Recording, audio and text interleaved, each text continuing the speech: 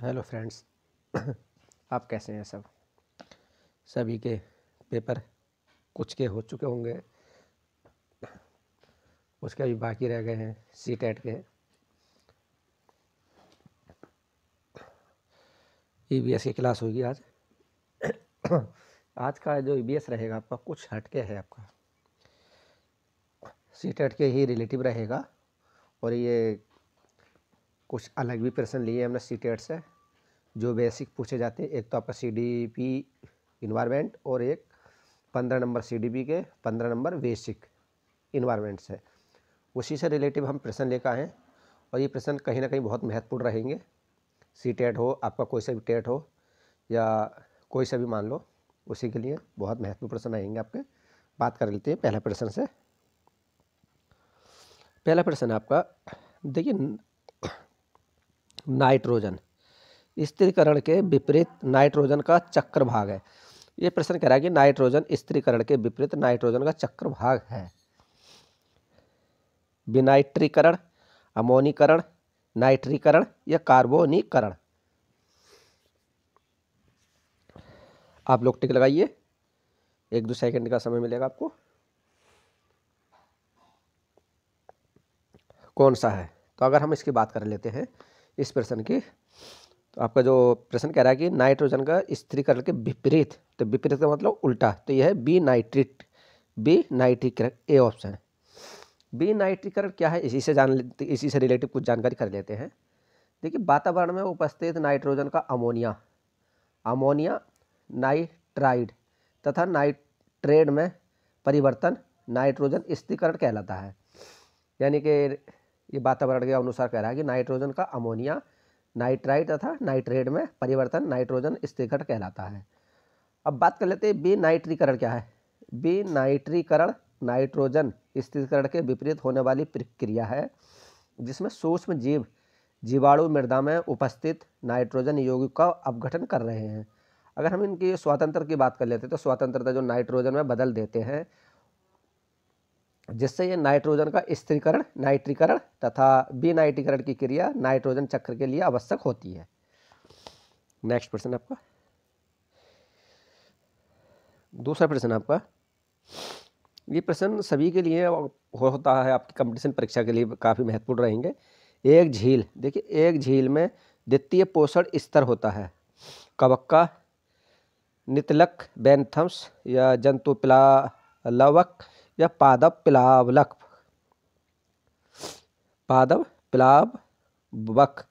अगर इस प्रश्न की हम बात कर लेते हैं, देखिए एक झील में द्वितीय पोषण क्या होता है। एक झील में द्वितीय पोषण होता है आपका जंतु प्लावक। सी ऑप्शन इसका सही है। जंतु प्लावक क्या है, इसी से जानकारी कर लेते हैं थोड़ा सा, इसी से रिलेटिव। देखिए, किसी भी झील में उपस्थित पादप प्लावक स्वयंपोषी होती है। क्या होती है? स्वयंपोषी।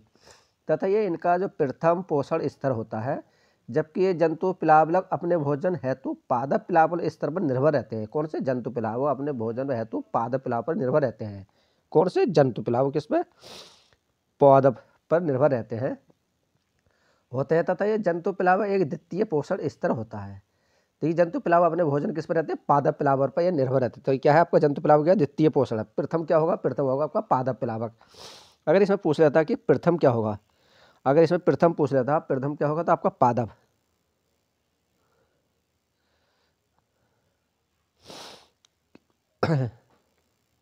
क्या होगा? पादप प्लावक, ये आपका प्रथम है, ये प्रथम है। और द्वितीय क्या है? जंतु प्लावक है। ये पूछा कि द्वितीय पोषण क्या है, तो ये है आपका इससे कि एक झील में द्वितीय पोषण स्तर क्या होता है आपका? जंतु प्लावक। अब पूछा कि एक झील में प्रथम क्या होगा, तो प्रथम क्या होगा आपका? पादप प्लावक होगा। नेक्स्ट प्रश्न आपका, तीसरा प्रश्न आपका, जल में किस रोगजनक सूक्ष्म जीव की उपस्थिति संदूषक की सूचक है? यानी कि जल में किस रोगजनक सूक्ष्म जीव की उपस्थिति संदूषक की सूचक है? संदूषक की सूचक क्या है, इसी से रिलेटिव बात कर लेते हैं।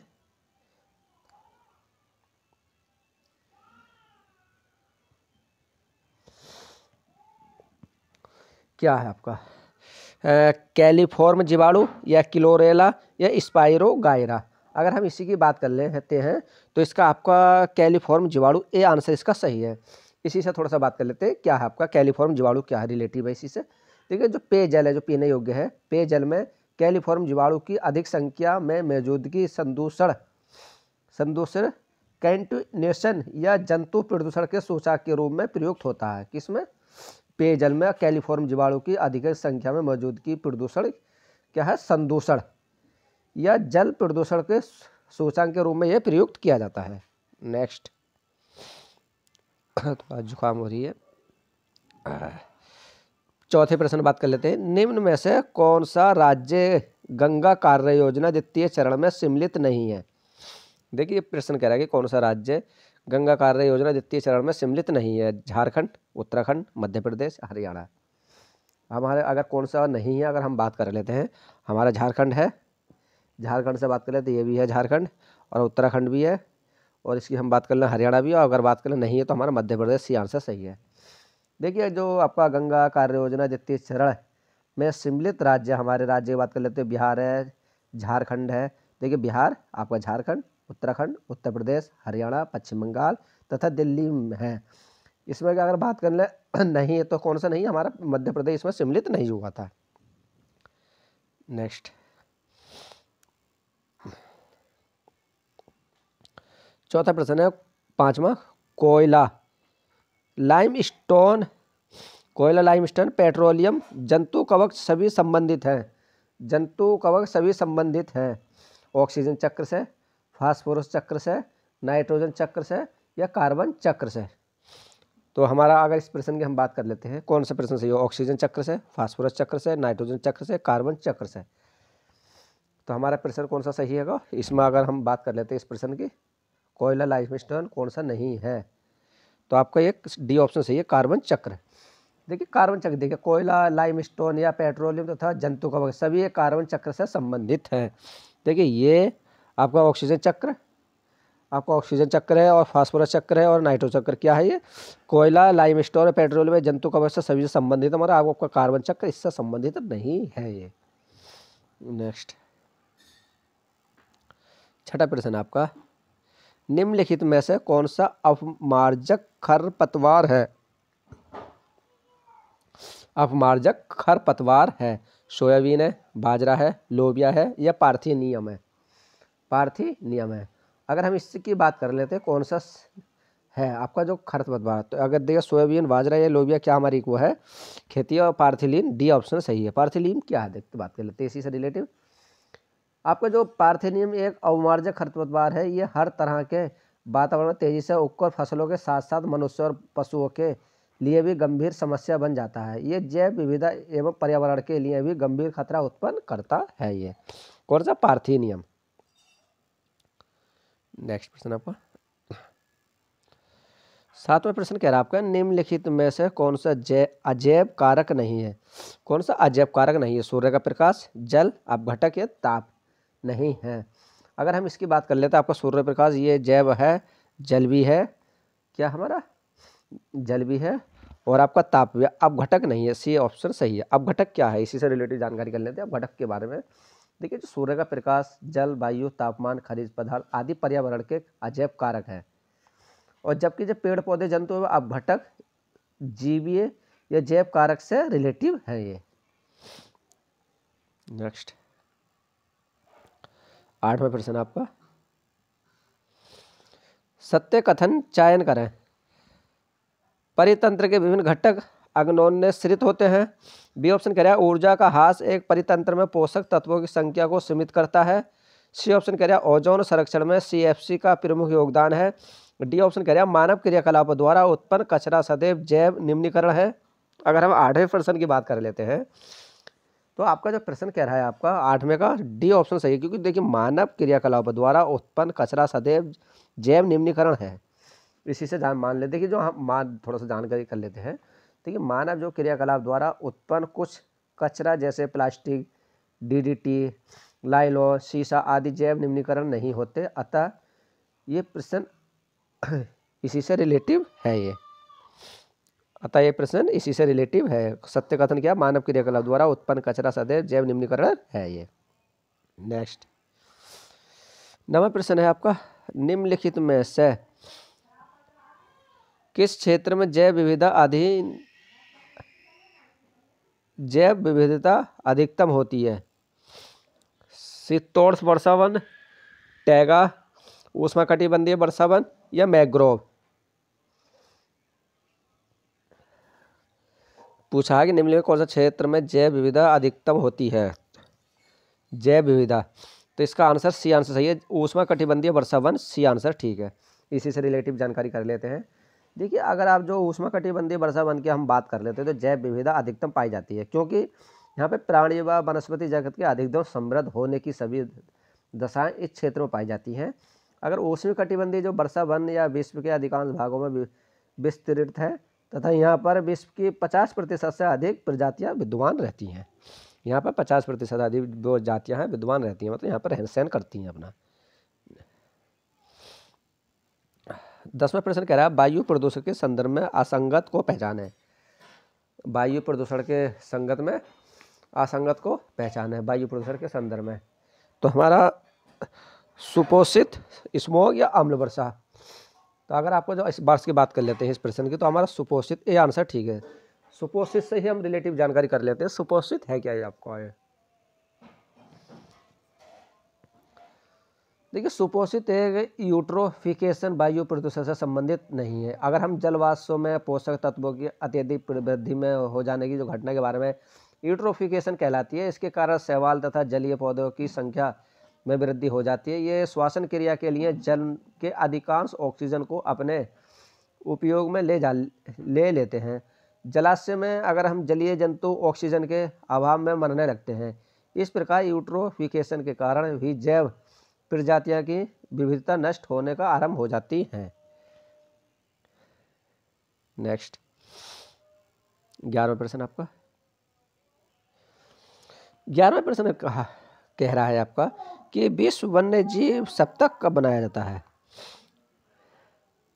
विश्व वन्य जीव सप्ताह कब बनाया जाता है? सितंबर के प्रथम सप्ताह में, अक्टूबर के प्रथम सप्ताह में, या सितंबर के अंतिम सप्ताह में, या अक्टूबर के अंतिम सप्ताह में? अगर हम इस 11वें प्रश्न की बात कर लेते हैं तो आपका देखिए, जो विश्व वन्य जीव सप्ताह बनाया जाता है आपका अक्टूबर के प्रथम सप्ताह में बनाया जाता है। बी आंसर इसका ठीक है, क्योंकि जो अक्टूबर का जो प्रथम सप्ताह में प्रतिवर्ष विश्व वन्य जीव वर्ल्ड वाइल्ड वीक बनाया जाता है। इसका उद्देश्य वन्य जीवों को सुरक्षा एवं संरक्षण से संबंधित जानकारी, नीतियों का योजनाओं से लोगों को अवगत कराना होता है, जिससे हमारे वन्य जीव सुरक्षित रहे। 12वां प्रश्न है आपका, पृथ्वी की सतह के निकट मुख्य वायुमंडली पर सौरमंडल। देखिए, जो पृथ्वी की सतह के निकट मुख्य वायुमंडली पर है, वायुमंडल किसके निकट है? सौरमंडल के, मध्यमंडल के, आयनमंडल के, समताप मंडल के। ये प्रश्न काफ़ी बार पूछा जाता है अदर परीक्षाओं में। 12वें प्रश्न से रिलेटिव जानकारी कर लेते हैं 12 प्रश्न की। देखिए, 12वें प्रश्न का आंसर मान लेते हैं, ये आंसर सही है सौरमंडल, क्योंकि ये पृथ्वी के निकट है। देखिए, सौरमंडल जिसे टेप्सोन, ट्रोपोस्फेयर, समताप मंडल या मध्यमंडल या आपका तथा आयनमंडल मुख्य वायुमंडलीय परत में है, जिसमें से पृथ्वी की सतह के सबसे निकट जो आपका सौरमंडल होता है, इसके ऊपर क्रम आपका समताप मंडल, पहला आपका सौरमंडल, उसके बाद में समताप मंडल, फिर मध्यमंडल तथा फिर आयनमंडल होते हैं। इस टाइप से 4 मंडल हैं, कहीं कहीं 5 भी दिखा देते हैं।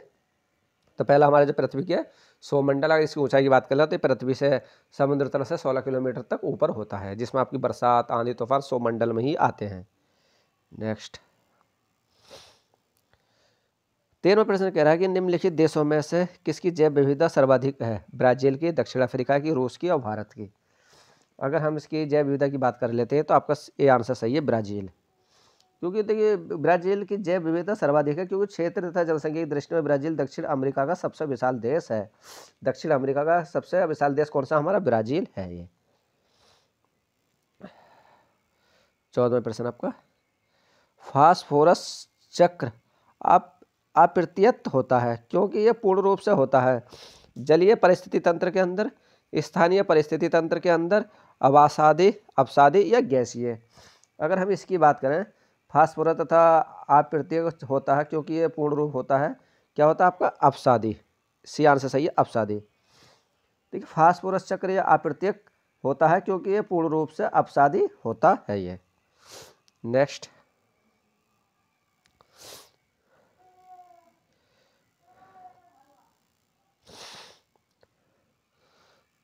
15वां प्रश्न आपका स्थानीय। देखिए स्थानीय पादपों की भित्तियां द्वारा उपलब्ध सौर ऊर्जा का कितना भाग खाद्य ऊर्जा में परिवर्तन किया जाता है। ये प्रश्न कह रहा है कि जो स्थानीय जो हमारे हरे पौधों की जो पत्तियां द्वारा उपलब्ध और सौर ऊर्जा का कितना भाग खाद्य ऊर्जा में परिवर्तन किया जाता है। 45%, 10%, 1% या 99%। आज इसी की हम बात कर लेते हैं इस प्रश्न की हम। तो सी आंसर सही है, 1%। इसी से जानकारी कर लेते हैं। देखिए सौर जो विकिरण का जो लगभग 2/3 से भी अधिक भाग पृथ्वी से परावर्तन, बादलों तथा वातावरण में उपस्थित गैसों द्वारा अवशोषण तथा वाष्पोत्सर्जन व अन्य क्रियाओं को नष्ट हो जाता है। हरे पौधे कुल विकिरण ऊर्जा का जो मात्रा आपका 1% भाग है अपने सफल प्राथमिक उत्पादक अथवा खाद्य ऊर्जा में रूपांतरित कर पाते हैं ये। नेक्स्ट 16वां प्रश्न आपका,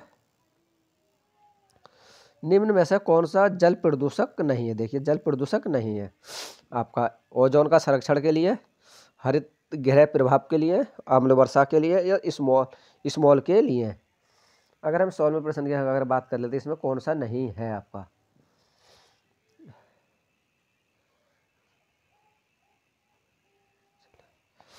नहीं है। अगर इसकी हम बात कर लें तो आपका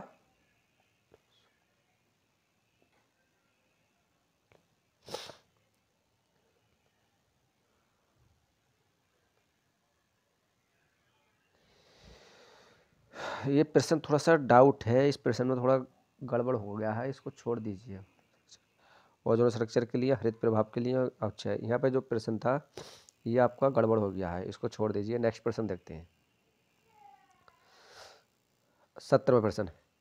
17वां प्रश्न कह रहा है कि अमृता देवी बिश्नोई के त्याग के लिए प्रसिद्ध खेजड़ली गांव अवस्थित है। जालौर में, जोधपुर में, चित्तौड़गढ़ में या बांसवाड़ा में। किस में है अगर इसकी हम बात कर लेते हैं तो आपका जोधपुर में है, बी आंसर इसका ठीक है। देखिए राजस्थान के जोधपुर जिले में खेजड़ली गांव एक अवस्थित है। यहाँ गांव अमृता देवी बिश्नोई के त्याग के लिए प्रसिद्ध है, जिन्होंने हरे वृक्ष मुख्यतः खेजड़ी प्रोसोपिस या सिनेरेरिया की रक्षा करते हुए 363 अन्य लोगों के साथ अपने प्राणों की आहुति दी थी। 363 लोगों के साथ, इसलिए ये विख्यात है ये। नेक्स्ट प्रश्न 18वां प्रश्न है आपका, सुमेलित वाला है ये, ज़्यादा इजी है, ज़्यादा कुछ नहीं है। अगर हम बात कर ले पराबैंगनी किरणें हैं, बी ऑप्शन, ए ऑप्शन में, फिर बी ऑप्शन कह रहा है कि जब आप घटनीय कार्बनिक पदार्थ, सी आपका डीडीटी और आपका डी आपका फास्फेट। अगर हम इसके रिलेटेड पराबैंगनी किरणें, अगर हम पराबैंगनी किरणें की बात कर लेते हैं तो आपका पराबैंगनी किरणें, अगर हम इसकी बात करें ए का, चलिए यहाँ पर मिलान कर लेते हैं। पराबैंगनी किरण आपका हिमाता, बी हो गया इसका, ए का नहीं सॉरी, ए का आपका तीसरा। और जब अपघटनीय कार्बनिक पदार्थ, जब अपघटनीय कार्बनिक पदार्थ आपका बी का चौथा, ए का तीसरा, बी का चौथा। एक और देते हैं डीडीटी क्या है। डीडीटी के बारे में बात कर लेते हैं। डीडीटी आपका जैव आवर्धन, तो आपका जो सी है, सी का पहला। तो हमारा ये आंसर इसका सही है, क्योंकि देखिए पराबैंगनी किरण आपकी हिमाता है, और जब अपघटनीय कार्बनिक पदार्थ की बात कर लेते हैं इसकी आपको, तो आपका बीओडी है, और डीडीटी आपका जैव आवर्धन है, फास्फोरस आपका सुपोषण है। तो इसका आपको ये आंसर इस टाइप से मिलाने के लिए आ जाता है, कहीं कहीं पूछ लेता है। 19वां प्रश्न। 19वां प्रश्न कह रहा है आपका, प्रमुख संसाधन जो इस स्थल पर जीवन का निर्धारण करता है, जीवन का निर्धारण करता है। मृदा की प्रकृति, जल, एक मिनट। देखिए 19वां प्रश्न कह रहा है आपका, प्रमुख संसाधन जो इस स्थल पर जीवन का निर्धारण करते हैं, मतलब जीवन का निर्धारण करते हैं। इस स्थल पर जीवन का निर्धारण क्या करते हैं। अगर जीवन के निर्धारण की अगर हम बात कर लेते तो बी आंसर सटीक है, क्योंकि जल, कौन सा, जल, क्योंकि स्थल पर जीवन का निर्धारण करने का प्रमुख संसाधन आपका वाटर है, जिससे जल है, क्योंकि जल ही जीवन है। आज के समय लेकर आज तक हम जल जीवन की विद्वानता के लिए अपरिवान बने हुए हैं। अगर जल नहीं होगा तो हमारा जीवन भी नहीं होगा।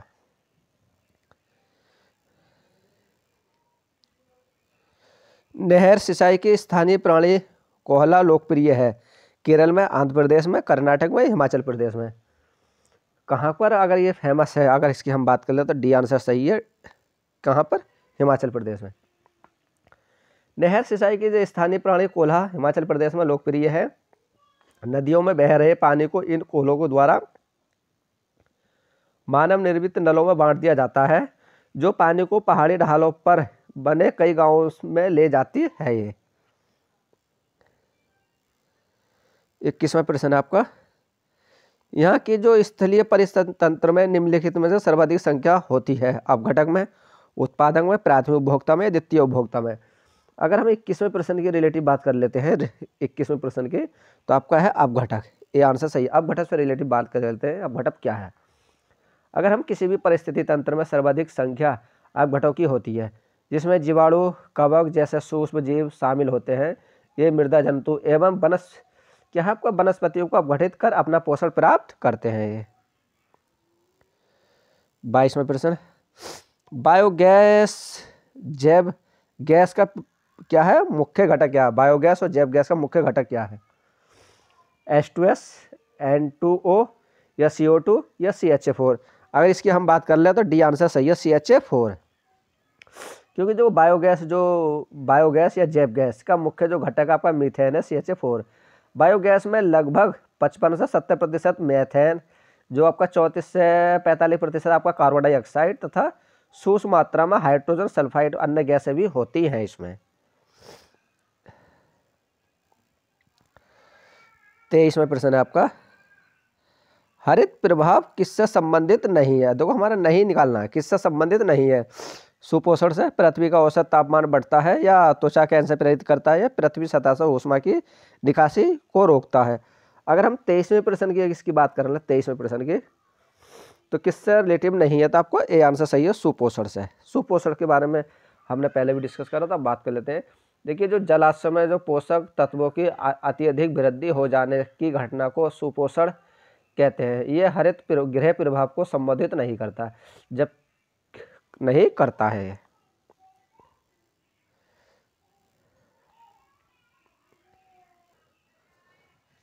नेक्स्ट प्रश्न आपका 24वां प्रश्न कह रहा है कि अपशिष्ट से मुक्त पाने से संबंधित 3R में सम्मिलित नहीं है। 3R से सम्मिलित नहीं है।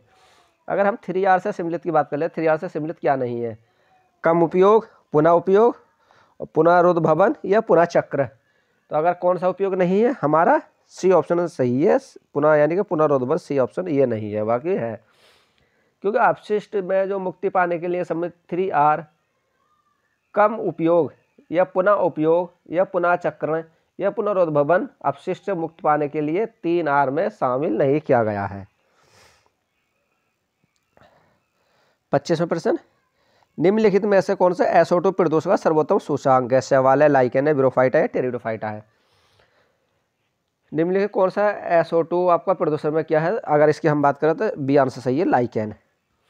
क्योंकि देखिए SO2 प्रदूषण का सर्वोत्तम सूचकांक लाइकेन है। SO2 के प्रति अधिक संवेदनशील होने के कारण इन्हें अम्ल वर्षा संकेत के रूप में भी प्रयुक्त किया जाता है।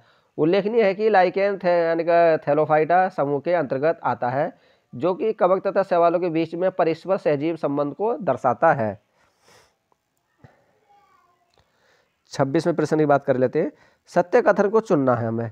लाइकेन व मांस मृदा निर्माण में सहायक है, या मृदा संरचना को सुनिश्चित करने वाला प्रमुख कारण हवांश है।